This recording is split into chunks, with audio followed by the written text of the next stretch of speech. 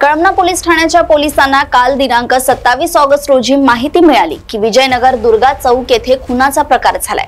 या माहितीच्या आधारे पोलिसांनी घटनास्थळ गाठले असता त्यांना फिर्यादींनी दिलेल्या माहिती अनुसार मृतक महिला या फिर्यादींच्या आत्या आहेत व त्यांना त्यांच्याच पतीने मारले आहे व ते घरातच उपस्थित होते आणि घर आतून बंद होते। पोलिसांनी त्यास दार उघडायला लावले असता महिलेचा मृतदेह कापडाने झाकलेल्या अवस्थेत असून सर्वत्र रक्त सांडलेले आढळले। आरोपी पतीला पोलिसांनी त्वरित ताब्यात घेऊन त्याच्या विरोधात गुन्हा दाखल करण्यात आलाय। काल रात्री आम्ही पोलीस स्टेशन हजर असताना 9:15च्या दरम्यान आम्हाला कॉल आला की याच्यामध्ये विजयनगर मधील एरियामध्ये रामभूमी सोसायटी येथे एक बाईचा मर्डर झालेला आहे। त्यावरून आम्ही स्टाफ सहित तिथं त्वरित पोहोचलो। तिथं गेल्यानंतर आम्हाला दिसून आलं की आतला दरवाजा बंद आहे। तिथं त्या बाईचा हे भाचा तिथं होता। त्यांनी सांगितलं की आता माझ्या ह्याने मावशीच्या नवऱ्याने दरवाजा लावून घेतलेला आहे। त्यानुसार आम्ही त्या खिडकीतनं त्याला आवाज दिला असता त्याने दरवाजा उघडला। दरवाजा उघडल्यानंतर आम्ही बघितलं की तिथे एका बाईची लाश पडलेली आहे। त्या बाई त्याला नवऱ्याला त्याचं नाव विचारलं असं त्याने बाबूलाल वर्मा सांगितलं।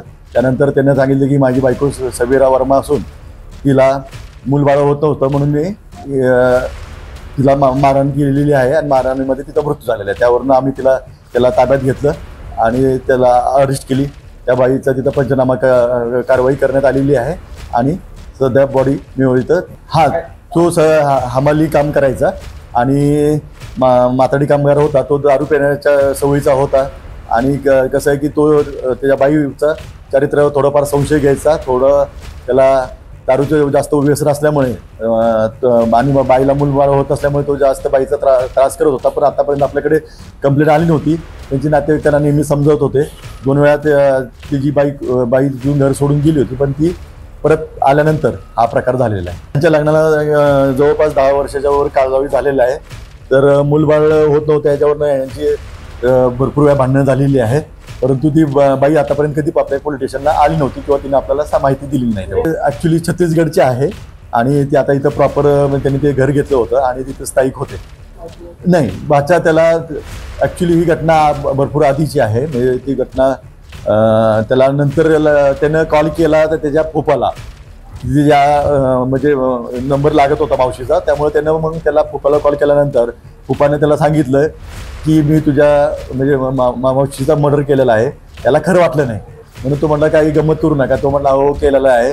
मग ह्याला जरा थोडा संशय आला म्हणून तो तिथं आला असता त्याला या गोष्टी त्याने तिथं तिथल्या लोकांना पण सांगितलं बघून घ्या म्हणून आणि नंतर मग असा प्रकार आपला उघडकीस झाला। त्याच्यामध्ये 2015 साली त्याच्यावर एक ड्रंक अँड ड्राईव्हची केस होती।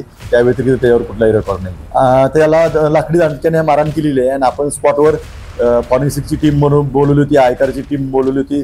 त्याच्यावर आपण फिंगरप्रिंट बघितलेले आहे आणि घटनास्थळी स्पॉटवरच आपण ते हत्यार लाकडी दांडका जो आहे ते आपण ताब्यात घेतलेला आहे आणि आरोपीला पण घटनास्थळी ताब्यात घेतलेला आहे।